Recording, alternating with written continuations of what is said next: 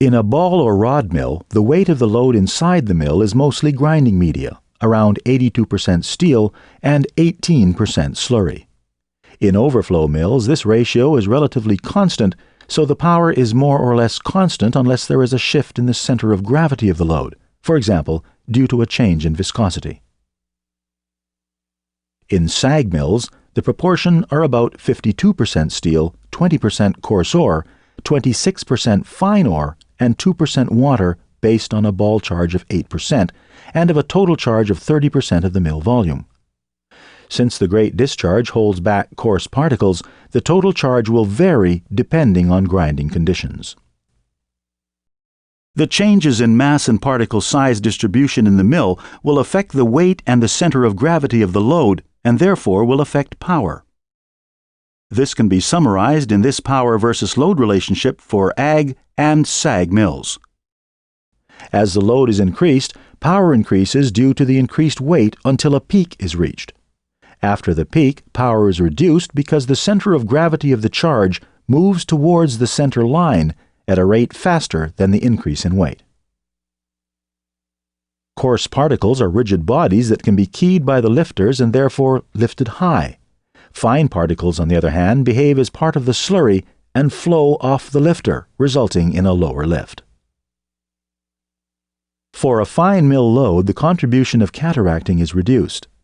Since, for a given mass, cataracting contributes more to power consumption than cascading due to its center of gravity being further away from the center line, the net effect is a reduced power consumption. If the mill power is controlled, then the set point for a finer mill load should be reduced. As the figure shows, the power set point for the coarser mill load cannot be reached when a fine mill load is present. Attempting to do so would only lead to an overload, as tonnage would keep increasing in an attempt to reach the power set point. If the mill load particle size changes, there is a shift from one curve to the next. In this example, the feed tonnage is reduced at point B.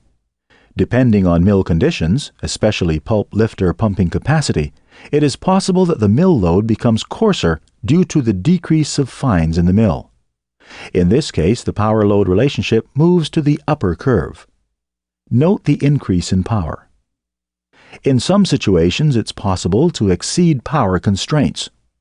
If tonnage is increased at point D, then the power load may shift back to the lower curve by the increase of fines in the mill load.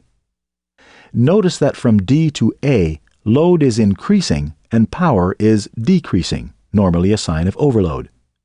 Knowledge of the load range where the peaks occur will help determine if a curve change occurred or if an overload is in progress. When the ball charge is increased, the power is increased, since they have the same effect as more coarse particles, more cataracting. Also, since steel balls have a higher density than ore for the same volume in the mill, the load will be heavier.